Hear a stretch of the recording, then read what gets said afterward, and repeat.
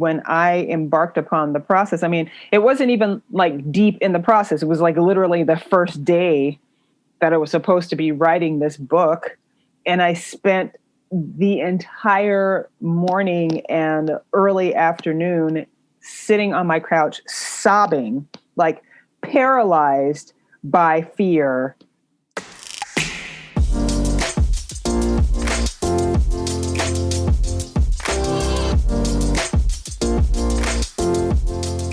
Welcome to the follow-up question. I'm your host, Michael Ashford. Come with me on a mission to find common ground. How do we find it? Where do we find it? Well, I submit to you that we do that by asking questions. By asking questions and listening to get the real nuggets of wisdom and experience and perspective from other people who we might pass over in everyday conversation. I'm a former journalist who believes everyone has a story to tell. So here on the follow-up question, I'm going to be bringing you interviews with amazing people who have interesting insights and stories and perspectives to share. And I know there are a ton of other interview shows out there, but I'm hopeful that this show helps you realize that maybe we're not so different after all. This week on the show, I welcome Denise Jacobs. Denise is a keynote speaker, she's an instructor at Stanford, and she's the author of the book, Banish Your Inner Critic. In this conversation, Denise and I have a discussion about the damage our faulty internal narrator does to our lives, to our mood, to our emotions. We discover and we dive deep on where our inner critic comes from and how it relates to perhaps the self-sabotage that we do in our job and our relationships. Denise lets us in, based on her years of experience and research and writing on this topic, how we become more aware of the power of our words, not over other people, but within ourselves. What can we do to feel more deserving and more confident and feel like we can banish our inner critic to a far and distant island? Listen to the interview and you'll hear what I mean by banishing your inner critic to a far and distant island. Kind of a funny running theme throughout this conversation. Stay tuned to the end where after the conversation with Denise, I have a few wrap-up thoughts for you. And don't forget to subscribe to The Follow-Up. It's my Friday newsletter where I bring you my extended thoughts from a key theme or topic from that week's episode. You can go to thefollowupquestion.com/newsletter and subscribe there. Also, do me a favor, go to Instagram, search for The Follow-Up Question and follow me there, or hit the link in the show notes of this episode and go to Twitter and follow me there. I'm at MDA9449. Again, that link is in the show notes in case you don't want to have to remember those random sequences of letters and numbers. They have a meaning, but I'm not going to get into it now. So without further ado, here is my conversation with Denise Jacobs. Like it's strange how keynotes and actually teaching a class or like a master class are very different things, even though it's based on it's the same content. But there's something like so official about a class that makes it feel like, oh my God, like I'm teaching this content, I'm creating a course based on my own book. Like that, what? Like who, I mean, like who does that? And then I'm just like, well, basically everybody I know does that, but who does that? It is a different level of anxiety when like you're going to give out grades, you're going to give out assignments based on your work. That's a really strange thing, I would imagine. It's very, I wouldn't say it's meta, but it's like, I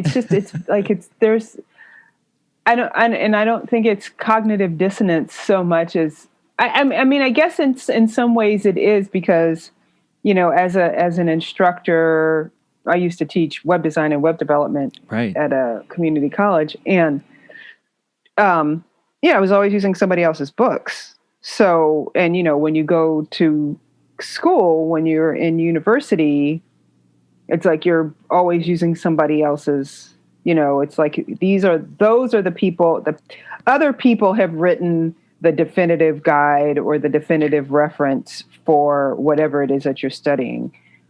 But to kind of turn around and, I won't say all of a sudden, but like at some point in time in your life, become the person who wrote the definitive guide and that you're teaching from your own book. I mean, like, I don't even, I'm just surprised that I'm not still 20 years old. Like, how did all this stuff happen? Okay. How did I become like a grown up with a house and everything? This may be a meta question, and I'm already recording, so I'm good to just roll into this. But okay. Is it your inner critic like talking behind you, like, this is weird that you are teaching your book, your theories, your ideas, and it's a weird thing? Is that the inner critic? You ask outstanding questions, and I don't know if like that's the inner critic or if that's just like life. Yeah. Right? Like I think really it's more of a mystification at the process of growing, like becoming an adult. There's times where I'm just like, I don't understand why I'm not still living in a studio apartment in Seattle, like making, $5.25 an hour at a kite store. Like, how did I become this person? I mean, yes, that was like 30 years ago, but like, what happened? Like, you're going along in your life and you're like, okay, I have to do these things to kind of become an adult. And then like, it seems like then you're adulting. And you're like adulting hard, I mean, you've got children and everything. So, you're just like, I'm responsible for small people and making sure that they don't die. Like, and like making sure that they become responsible citizens of the world. Like, how did I have a friend who, when she was pregnant, she was pregnant and then she had a baby, and like, this is like a picture with her baby. They're like, they let me have a baby, you guys. How did I end up with y'all, they let me have a baby. And I'm like, that's kind of how I feel. I'm like, they let me have a house and a car and a career. Like, what just happened? So I don't know if I would call that the inner critic per se, or if that, again, like I said, just sheer mystification of the process of growing up and becoming an adult. Then can that mystification that you just described, and I love that word, mystification, it's fun to say, can that be exacerbated or perhaps dragged down by an inner critic? Yeah, and absolutely. So what I think is like there's kind of the normal, like, what kind of, thing that I think everybody experiences at some point in time. I feel like the difference that, kind of the point of delineation between what mystification and the inner critic is, the inner critic is actually like critical. So it would be like, you're not adulting right, right? Like, or, you're messing this all up, or you're never going to do this well, right? Like, that would be, in my mind, based on my experience in the field and also, however much time I'd spent researching this stuff, in my mind, that's the difference. There's one thing to just be like, quack, and then there's another thing to be like, oh my God, I'm doing this wrong, right? Yeah. Yeah. Where did the attention that you pay to the inner critic, where did that come from? Why is this a path that you decided to go down and research and pour so much energy and effort into? No, because I got tired of the inner voice in my head. Actually what happened, or as the kids say, what had happened was, what happened was I was writing my first book, which, like I said, I used to be I used to teach web design and web development. I used to be a, front end web designer and developer. And so my very first book is called the CSS Detective Guide. And when I embarked upon the process, I mean, it wasn't even like deep in the process. It was like literally the first day that I was supposed to be writing this book. And I spent the entire morning and early afternoon sitting on my couch, sobbing, like paralyzed by fear, sobbing, like, I can't write a book. What am I doing? What am I going to do? And they're going to find out that I'm a fraud and they don't know what I'm talking about. Like, so that was day one. And then I was, finally, how exhausting crying like that is. So gave it up for the day, was like, it's okay. Tomorrow's another day. I will start tomorrow. The next day, I did it all over again and sat on my couch for 4 hours. Couldn't do anything. And I would try to go to my computer and get to my computer, and I open it up.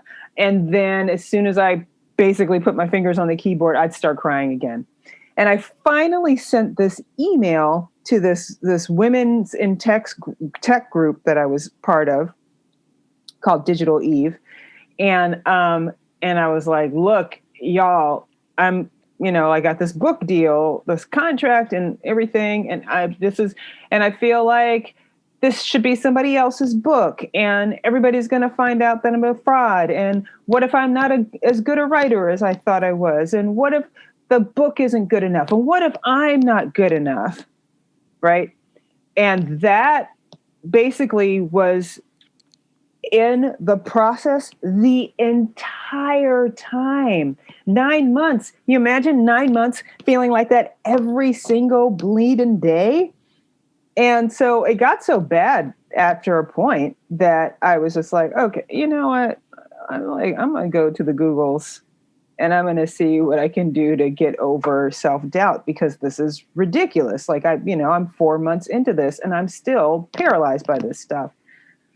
So I started doing research on it, and I was just like, oh, and I actually saw an article where there was a line, banish your inner critic, in the article. It's the beginning, it's like the epitaph of my book, which is like, banish your inner critic on a mission to search for rare lemurs in Madagascar or something.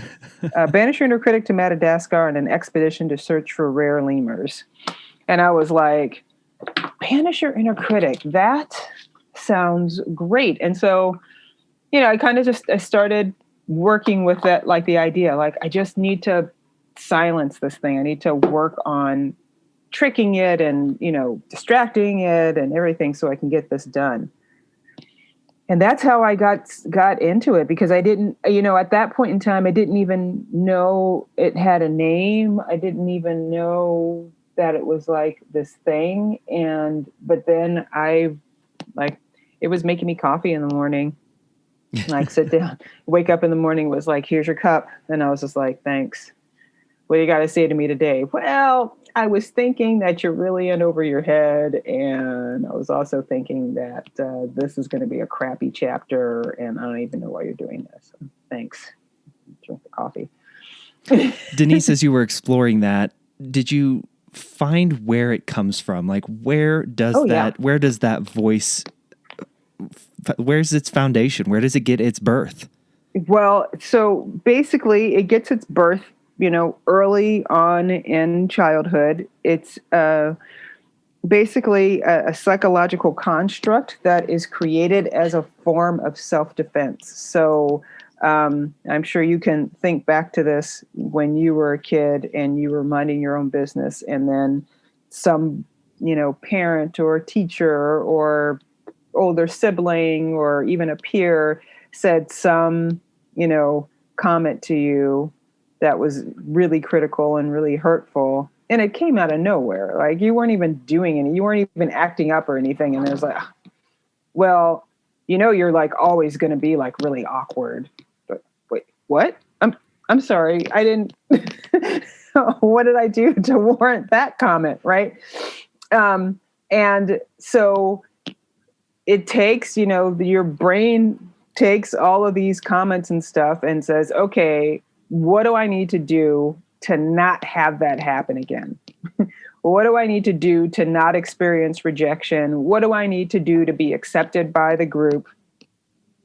because that actual equals safety. Like what, tell me what I need to do. And it's like, well, this person said this and what I think was in response to that. And so this is how I'm going to change your behavior or modify your behavior or make it so that you automatically have a response in these kind of situations, because this is the same kind of situation that this happened in. Right. And so it's like this whole thing about, and, it's part of that. It's also that time where that part of your brain, there's a part of your brain called the prefrontal cortex.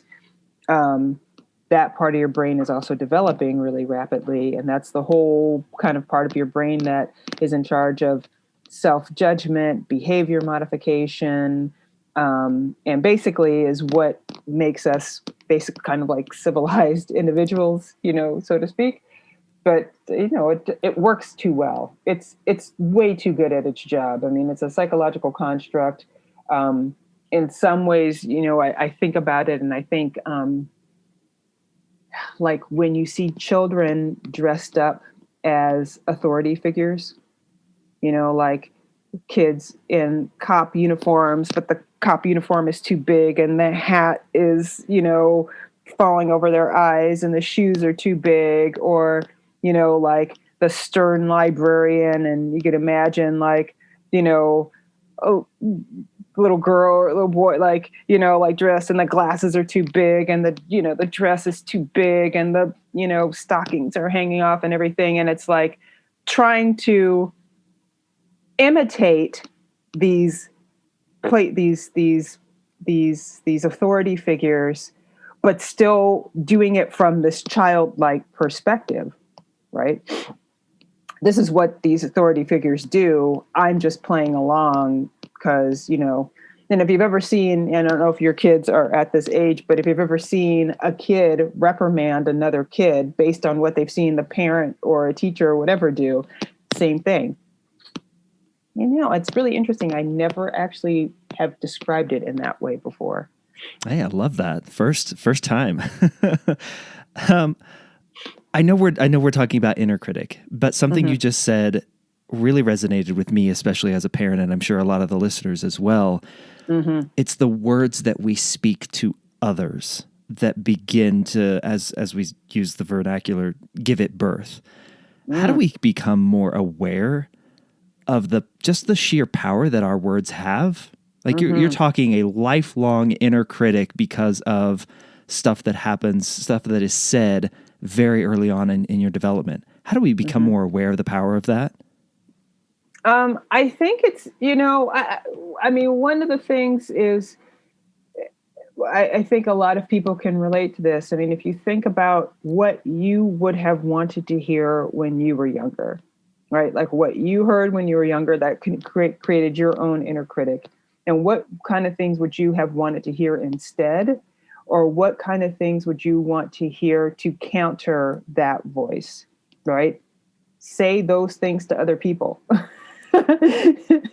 Right? Like we can just pass it on. As a matter of fact, there's one of my favorite exercises to do, which I got from Lisa Nichols, who's a big, well-known motivational speaker.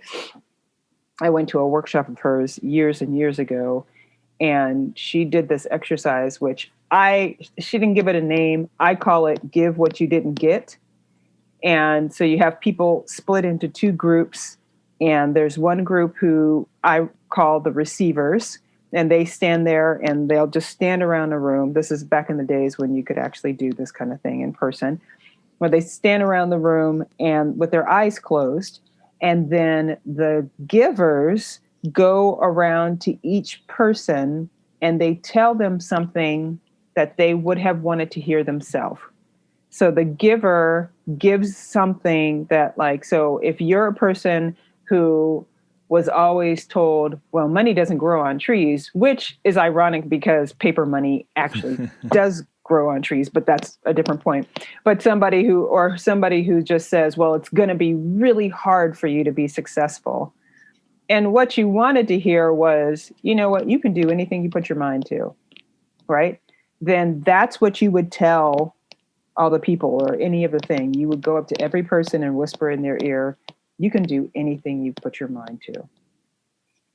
And the irony is that what ends up happening is the people who are the receivers, even though they're getting a message that the person who's the giver wanted to hear themselves, it is almost invariably something that they wanted to hear, right? So it's the universality of what we want and need to hear it's pretty amazing, right? I mean, I've had people standing there like with tears running down their face because they were so touched by the messages that they got. I mean, it's a beautiful exercise.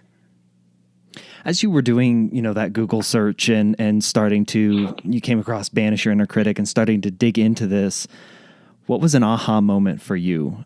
Was there one? I guess I should ask. Oh, well, there was what you mean while I was doing the research, or kind of what pulled, kind of catalyzed everything and kind of pulled it all together? I kind of thought both, maybe. If they're different, I'd love to hear both. Like what set you on this path? Well, so I had that initial push. I had to produce, I had to write this. I mean, I actually don't remember how many words that book is, but it's probably somewhere in the neighborhood of 60,000 words, 60,000 words.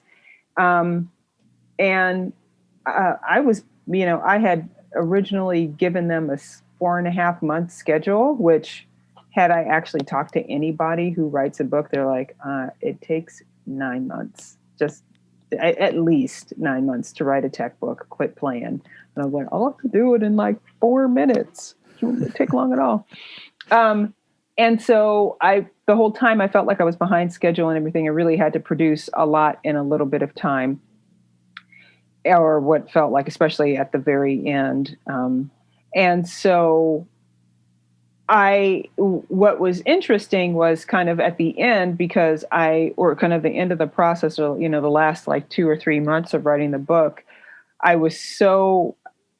really had to focus and everything, that I was doing all of these tricks to get myself to write and to get myself to get past my self-doubt and my self-criticism to actually do stuff. And so, like that was effective, even though the self-doubt was still there. But then at the very end of the process, after the book was written, but when I was building the website for the book, and this is the CSS Detective Guide, I had this amazing flow state moment and an epiphany that came along with it, because I finally felt in that moment, or, during those hours, what it felt like to not have an inner critic. I finally felt the absence of an inner critic, because I was in such a profound flow state, and I was like exhilarated and giddy and also, just had all this energy flowing through me. I was focused. I was happy. I was elated, like all of these sensations and feelings that I was having in this flow moment. And I was like, this is the polar opposite of almost everything that I've been feeling for the last 9 months. And that's what made me say, oh, that's when your inner critic is silent, you can get into flow. When your inner critic is silent, that's when you feel powerful and happy and connected and able, and and then it was even like, it got me to a place where I was like, that's when I was like, I want to help people feel like this. Like, so then it even got me to a place where I was thinking beyond myself. Right? Like I was able to actually open up my perspective and say, how can I be of service to other people? How can I be of service to the world with what I have and what I know? Whereas when you're in a place of the inner critic, it's like I mean, at least for me, it's constantly like, am I good enough? Is this good enough? Will this be okay? Blah, blah, blah, blah. Instead of being like, how can I be of service? How can I help? What can I do? Like, what can I do for others? It's all this like very internally focused, kind of almost self-absorbed type of place. Is an inability to actually banish or silence that inner critic, is that where self-sabotage comes from? Oh, I think absolutely. Absolutely. Because it's like you're not seeing what's possible. You're not seeing what you're capable of. Like, all you're seeing are the blocks. All you're seeing is roadblocks. It's kind of like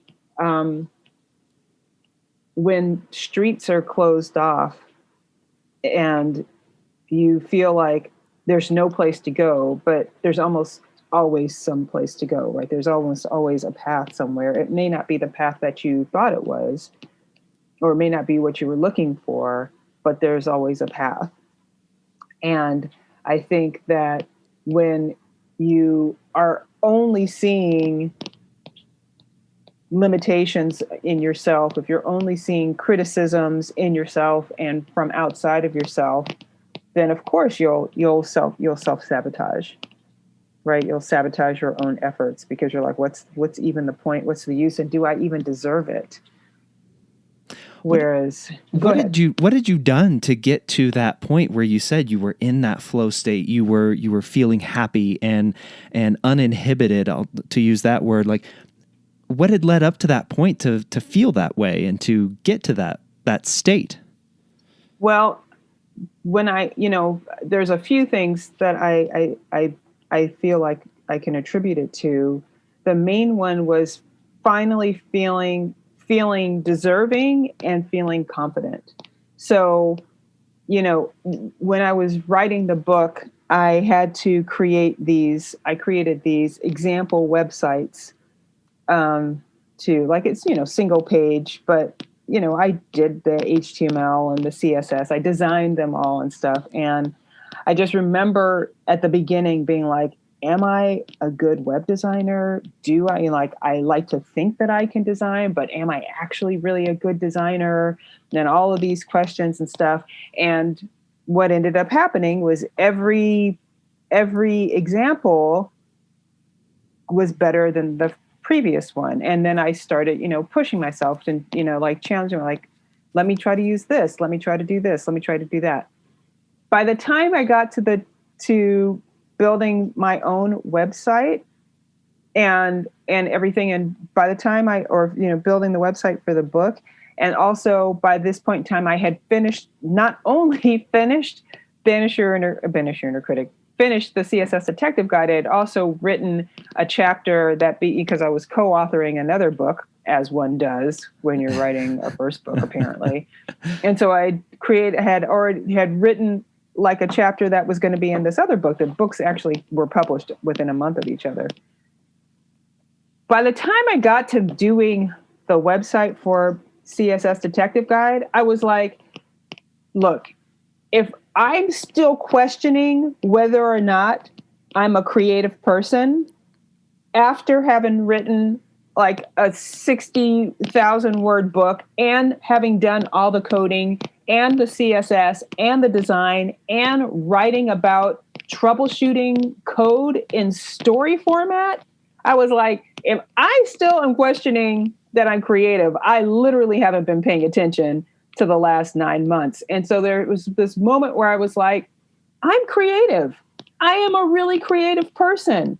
That is not a question anymore. And so there was this embracing of myself, like the seeing myself clearly, what I feel like, and seeing my creative abilities clearly for like the first time in my life, that really opened up this sense of confidence and then this sense of deservingness. And so, whereas before I had been questioning myself and questioning and doubting my creative abilities the whole time, like this time I was like, I don't need to question it. I just need to do it. I just need to trust.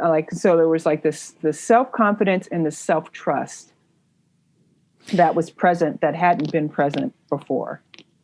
The question that then comes up out of that is, in hearing you describe that process, it seems like giving yourself or searching for small wins is the buildup. Yes, absolutely. Is that, am I on the right track there?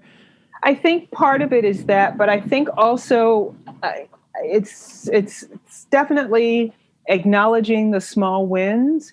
But I really feel like it's more about owning your expertise, owning yourself, and trusting yourself, right? Like, it was when I finally stopped questioning, can I do blah? Am I blah? Right? I think it's Stephen Pressfield who writes The War of Art. And he says, if you're going around asking everybody, am I a writer? Is it good? Like, then you're a writer. Like, or am I an artist? Am I creative? And it's like, yeah, if you're going around asking everybody, like, you don't need to ask anybody, just own it and do it. Right. And that for me, I feel like one of the things that happens, and this is what, kind of makes people stand out and stuff. I mean, you wouldn't ask like a professional athlete, like LeBron James is not wondering whether or not he's a good basketball player. He is not like, hey, was that a good shot? Was that a good move? Like, he's like, I'm LeBron James. Watch this. Like, let me just get this thing done. Like, I'm going to get on the floor. I'm going to lead the team to success. Done and done. Like, were there any other questions? Because I'm busy here. Right. And I feel like one of the things that ends up happening, and, one of the things I'm working on a lot more now is imposter syndrome. And, it turns out that women and people of color and people in disenfranchised groups, LBTG, I really want to say this right, LGBTQ, and just, anybody who's in a disenfranchised group and, is really prone to imposter syndrome. And part of the reason is that they spent their whole lives being questioned, right? Like, having your authority be questioned. I know this as a Black woman, like having your authority be questioned, having your capability be questioned, having your intelligence be questioned, like just a number of things at any moment. So just you walk in the door and people, and then like you have to prove yourself. And you're like, really? Because this cat over here who couldn't like actually fight his way out of a paper bag, nobody's questioning him. Like, he's not even qualified. So then there's the tendency to, because other people are questioning you, to question yourself, to work harder, to do all this stuff. And when you get to the place, like, I found it incredibly freeing, and it's something that I've been practicing a lot now, is to really take ownership. Like, and not in a braggarly, like, arrogant, conceited way, but just in a realistic, this is what it is. Like, I'm not questioning that the sky is blue. Why should I have to question the fact that I'm creative? Yes, I'm creative. Like, what's the next question?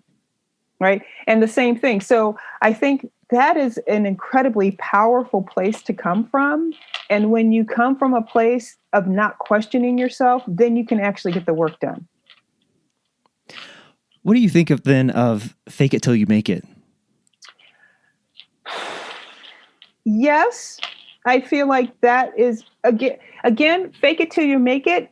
Is it that you're actually faking it because it's one thing to be like, I don't know anything about this, but I'm going to act like I know something about it, as opposed to, I know tons about this, but I don't think people think I know tons about this. So I have to make sure that they know I know tons about this. Right. Most people, I think, who are, saying fake it till you make it. It's like, I'm already like, this is an interesting thing. Back when I really wanted to, I decided I went to my first web design conference in 2005 and realized at that moment that what I really wanted to become a speaker. And so, fast forward from 2005, now it's like 2009, 2010, I get my book deal, mainly because I also want to be considered an authority. And so I can speak at conferences. And I remember reading it somewhere, and I'm like, I'm already a good speaker. Other people don't know I'm a good speaker. So I need to go and speak to show people that I'm a good speaker. I'm not questioning whether I'm a good speaker. I already know this. Other people need to know this, right? And so fake it till you make it could be a situation where it's like, look, I already know this. I'm just doing I'm doing the reps so other people can see this. I think that's different than, I don't think I do this. I'm going to act like I do this to try to make myself more confident in that I can do this. Does that last situation you just described lead to more of the inner critic? I think it kind of depends on what's happening, because anytime you practice something, you practice something enough, you are going to build mastery, right? And maybe that's also part of the thing. It's practice it enough, actually give yourself permission to do the thing enough so that you can actually build mastery. So the fake it until you make it, it's like, well, just keep doing it. And doing it will get you to the point where you're comfortable doing it and you make it. Again, I think that's different than basically trying to being disingenuous. Right. So much, Denise, so much of what you've talked about, there's an onus on us as humans, as people, to be confident in what we know to be true, that we've done the work, that we've put in the effort. I'm going to ask maybe a big philosophical question here. Do we, as a society right now, in your mind, do that enough, yet still speak about things with which we have no business speaking about? Oh, there's so many people talking about things they have no business talking about. Bless their little cotton socks. Yes. I mean, I think too that, one of the things I feel like kind of disturbing trends or whatever that I've seen is kind of the people wanting to be influencers, people wanting to be expert thought leaders and whatnot. And so then basically just declaring themselves a thought leader, but without actually having any kind of background on something. And again, as a person who has traditionally, just because of, my demographic, has been questioned on things that I do actually know something about and have expertise on. Like, that's just a really frustrating thing to see. Like the entitlement, the kind of sense of entitlement that I feel like I see of people like, well, I should get this, even though I haven't put in the reps. I haven't put in the work.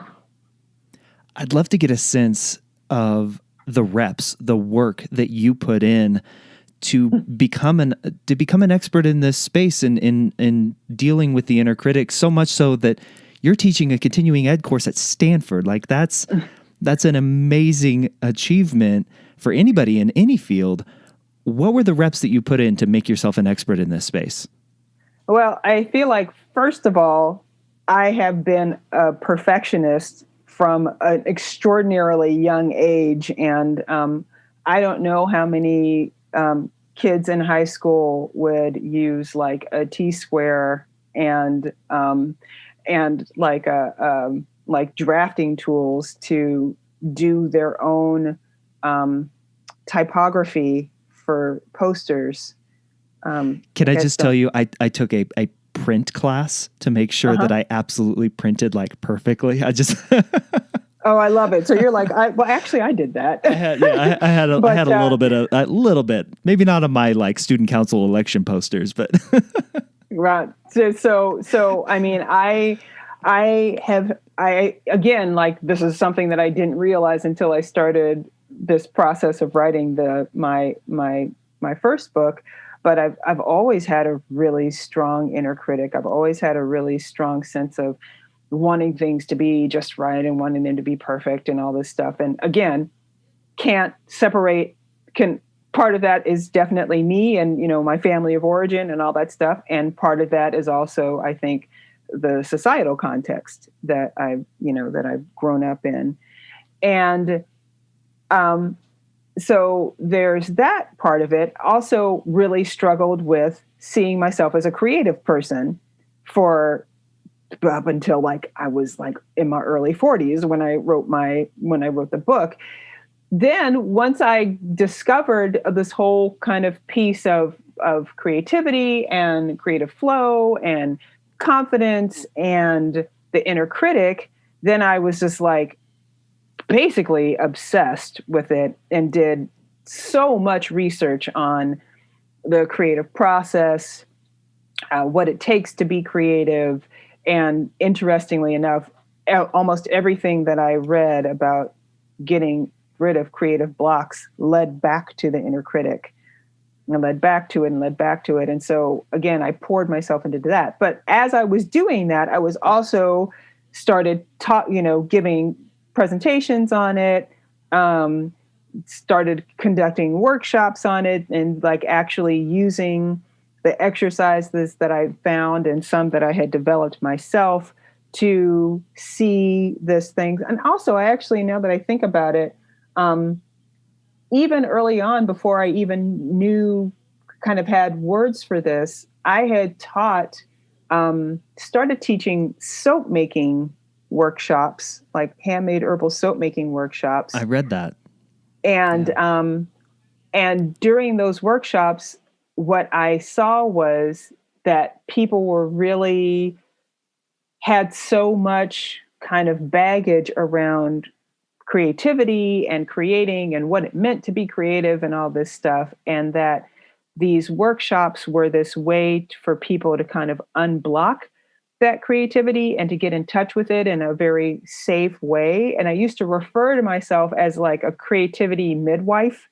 Like I was helping people kind of like birth their creativity. It was like I'm there to catch the baby kind of through this workshop and through these other workshops. And so I think I always have been dealing with the inner critic stuff. I mean, I started doing those soap making workshops in 1998.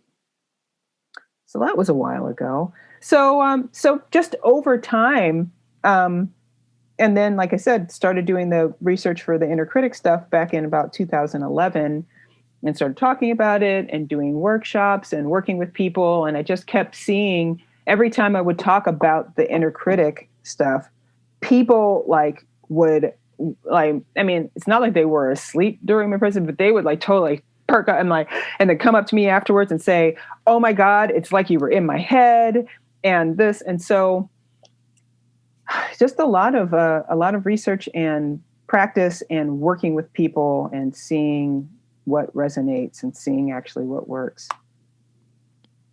How then do we, if we are not an expert, we have to probably have the self-awareness that we're not, but if we come up against someone who has the expertise, how should we approach that relationship? Like and perhaps we're in a position of authority or influence, but we're not an expert.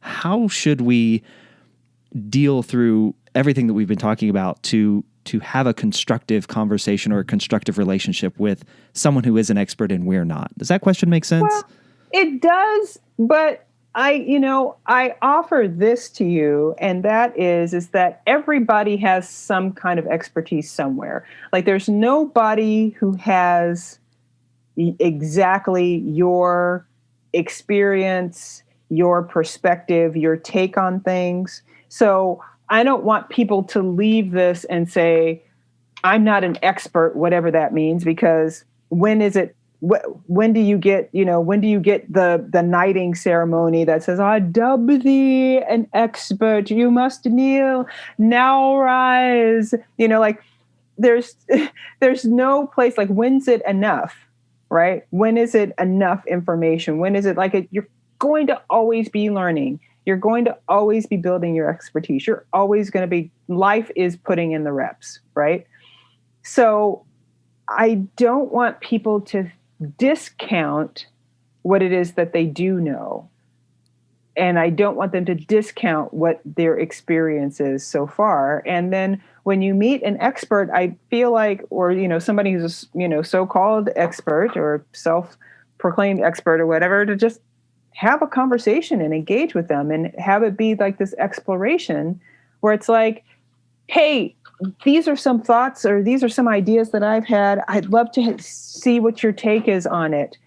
And then have them do the same thing, because what's probably going to happen, what it is, I mean, we're like puzzle pieces, right? And there's some places where you're going to be really strong, where the other person's going to be like, I got nothing, or I've never thought about that, or I haven't heard about that, or, I don't know much about that. Please share with me. And then there's going to be places where this is the same with you. Like, oh, I never thought about that way. Well, what if?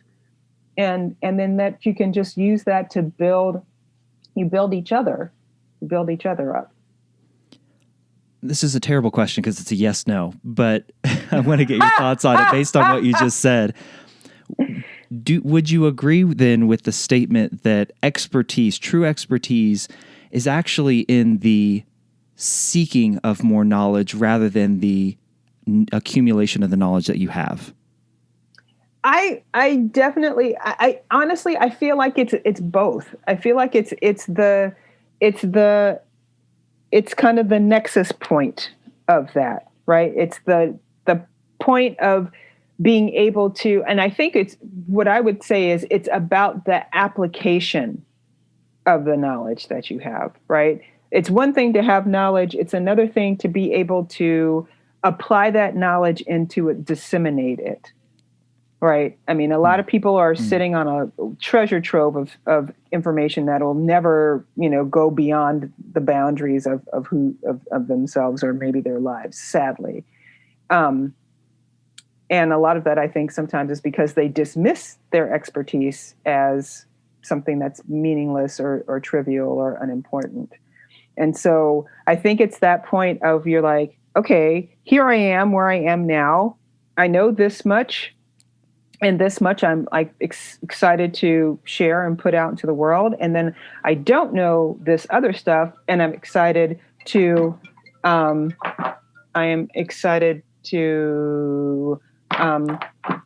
I had a call come in, and I don't know this much, and I'm excited to find that out. Right. And that it's definitely kind of being in that place, because that's where we are all the time. Right. And one of the things that I have said to people, I remember once I spoke at a conference and I had a woman come up to me afterwards and she said, I really want to speak and I really want to teach and stuff like that, but I just feel like I don't know enough. And I was like, well, I just want to tell you that no matter how much it is that you know more than somebody else.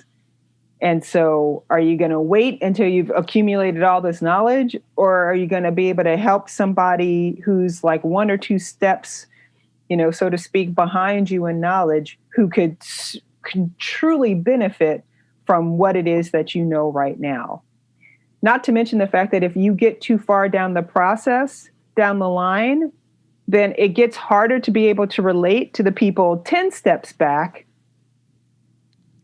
again, so to speak, than it is for the person one or two steps back. Because you're like, look, I just went through this. Here, let me help you. This is what I did. This is what I know, right? Whereas if you're just like, 10 steps forward or 20 steps forward, you're just like, why are you even, like, I don't even remember that part. You're going to have to ask somebody else. Denise, you said you were really starting to or interested in imposter syndrome and exploring that a little bit more.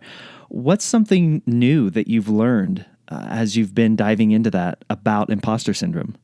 Well, I shared it. The thing that I learned that's kind of my biggest, recent insight. I mean, it's probably several months ago by this point, but is that imposter syndrome does not happen in a vacuum, that it is part of this societal context. And, up until probably July or whatever, and, this is, I have to thank the Black Lives Matters movement for this, but, up until July, I had been talking about imposter syndrome and the inner critic, quite honestly, really as a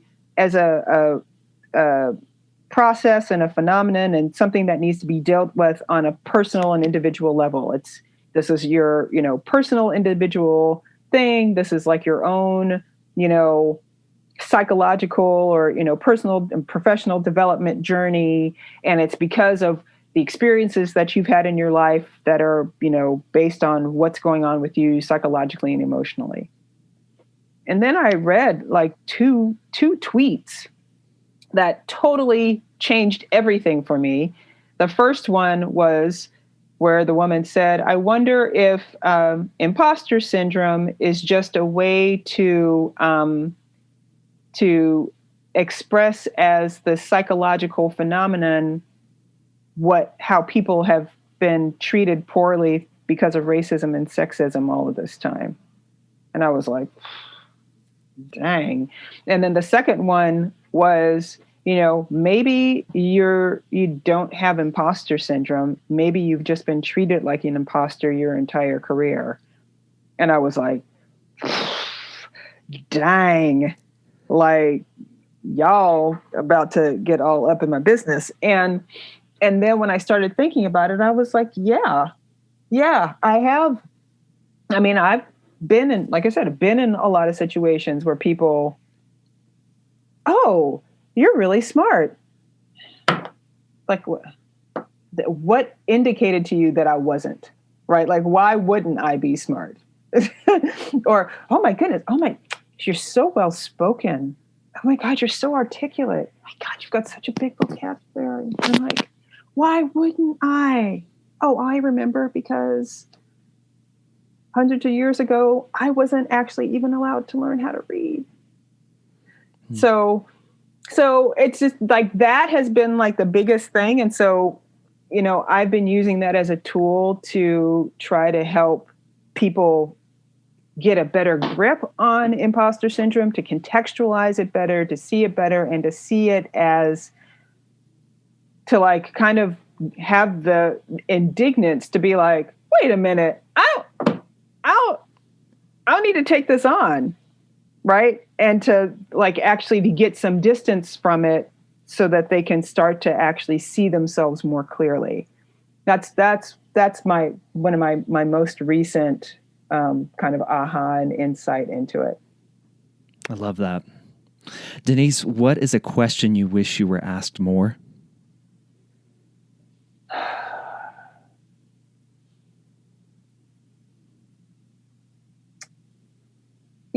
I feel like people are so, and I'm guilty of this myself. Like we're so concerned.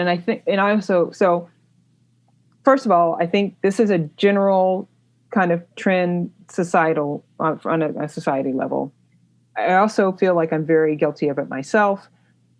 And I also feel like the pandemic and, just the kind of the events, all of the events of the last year have really brought this into focus about how important this is. But I feel like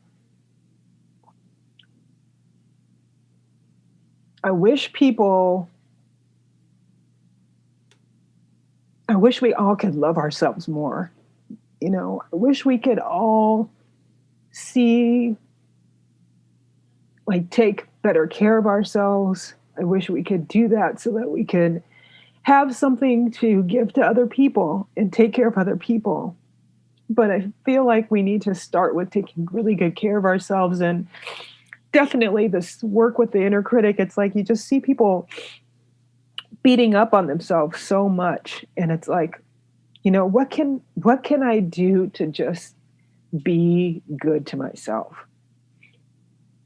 And I think, again, be good to myself so that I can then have the bandwidth to be good to others. How do you take care of yourself, Denise? I let myself do, not let myself, but I do a lot of creative projects. So I do a lot of, and I've been nesting so hard since the pandemic started. So I've been creating a sanctuary for myself in my home and surrounding myself with beautiful objects and making beautiful objects and giving beautiful objects. What's something that you've made or created recently that you're most proud of? Oh my goodness. So many things, because I've been doing so many things. In terms of like actual physical objects, I took a jewelry fabrication course and really strengthened my silversmithing skills. And so I made a ring that's a really lovely, it's a really cool ring that looks like Swiss cheese, basically a silver band that has like different size holes in it. And then I made matching earrings to go along with it that actually looks less like Swiss cheese and more like a star chart, like a constellation, like celestial bodies.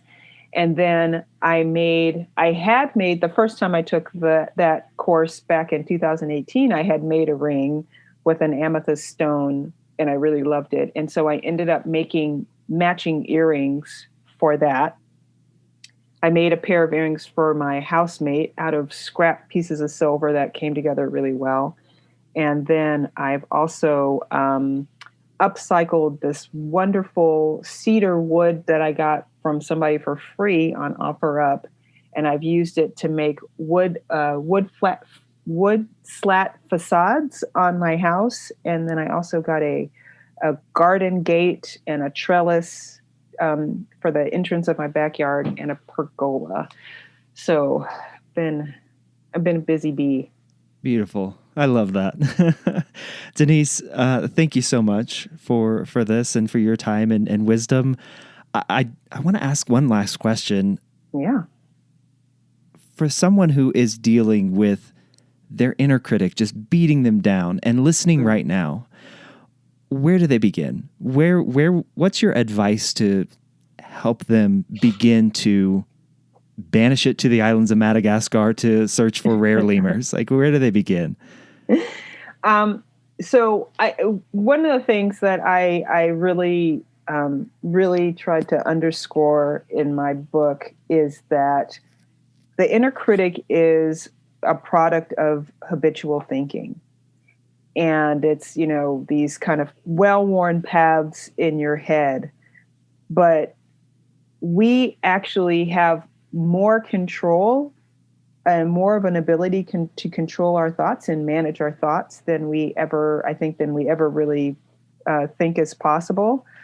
And so I just want to, tell a person, like, if you're in that place, know that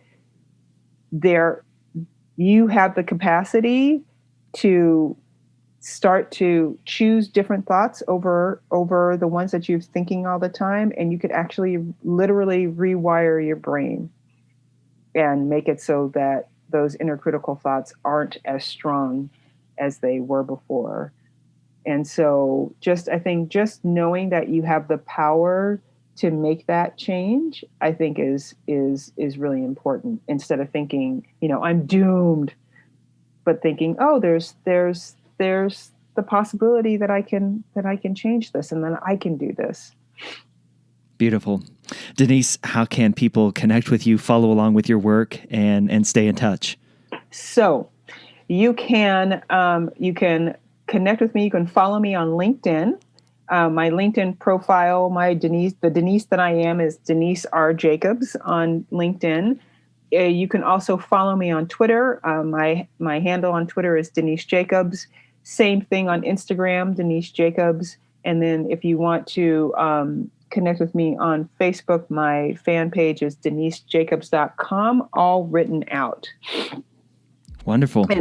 And then also you can always please come to my website and check out my website, Denise Jacobs, and subscribe to my newsletter, which is Denise Jacobs /subscribe. Beautiful. I will link that up so people have one-click access to that. Thank you so much for your time today and for sharing your story. I greatly appreciate it. No, thank you.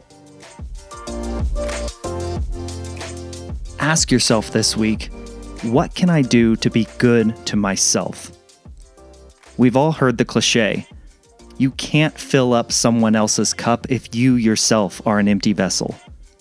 We see it all the time back when we could fly on airplanes. Put your mask on before you assist someone else who needs it. It's so true that we are so hard on ourselves. And for many of us, we feel like we deserve it. We deserve to be punished by ourselves. We feel the shame, the guilt of past mistakes, maybe current mistakes, building up inside of us that we hate who we are, and we project that out to others. It becomes how we show up in the world. And that has to stop. Seek help, seek therapy, seek counsel from someone wiser, more knowledgeable, trained to do exactly that. And don't beat yourself up or feel shame or guilt that you are reaching out for help. There is no shame in that. Do something good for yourself before you try to do good for others. That's it for the follow-up question this week. Thank you so very much for tuning in and listening. Huge thanks to Denise Jacobs for sharing her story and her wisdom on the show today. Please do me and Denise a huge favor. Share this episode with someone you know who might find some value in listening to our conversation. Share this episode with your network. Help spread the good word about the importance of asking more questions. And if you like the conversations with the amazing guests like Denise that I have on the show each and every week, subscribe so that you never miss an episode. Subscribing also helps this little show of mine gain more reach. If you ever want to get in touch with me, you can always email me. It's michael@thefollowupquestion.com or go to thefollowupquestion.com and reach out there. I'll catch you on the next episode of The Follow-Up Question. And until then, keep asking questions.